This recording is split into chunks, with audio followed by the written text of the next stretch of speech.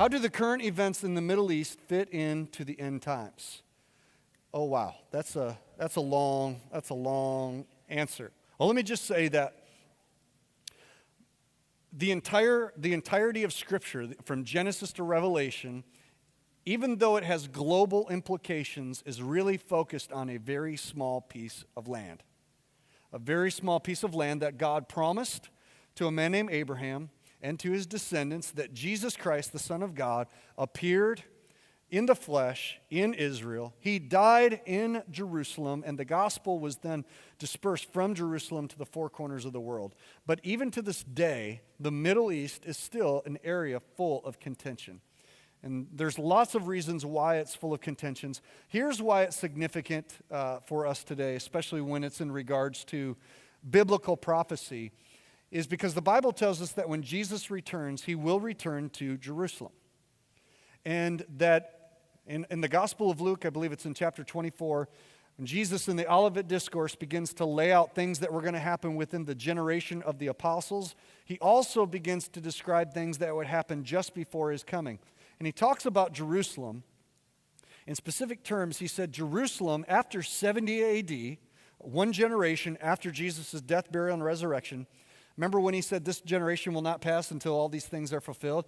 A generation in the Bible is 40 years. He said that in the 30s AD, and within one generation in 70 AD, Titus, the Roman general, had completely surrounded the city of Jerusalem and destroyed it, knocked down the temple, and led all the Jewish people that survived it captive into the Roman Empire. Jesus prophesied that that would happen, and it did happen. And then he said, Jerusalem will be trampled under the feet of Gentiles until the fullness of the times of the Gentiles is complete.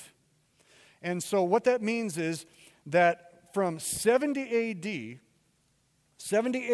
until the 20th century, the nation of Israel was trampled under the feet of Gentiles, non-Jewish people. And Jesus said that that would happen until the times of the Gentiles come to an end. In other words, until God is setting the stage for the return of the Son. And we know that in 1948 and in 1967, Israel became a nation again. Jerusalem became captured. East Jerusalem was taken back by Israel as part of their territory. And we know that Jesus is going to return to Jerusalem. And the devil hates Israel, the devil hates the church, and the devil hates Jesus. And he doesn't want to see him return. And if we could pull back the veil between the natural realm and the spiritual realm and see the spiritual warfare that is taking place all throughout the Middle East and all the global implications, it would astound us.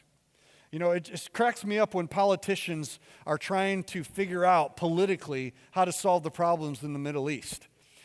Here's what I know is, and this is not a fatalistic answer, it's just real. That knot has been so tied up in so many different directions. The only way that peace is ever going to come to the Middle East is that day when Jesus cracks the eastern sky, returns to the world to establish his kingdom forever and ever. The enemy is put away, and he is exalted as Lord over all. That day is what we're looking forward to.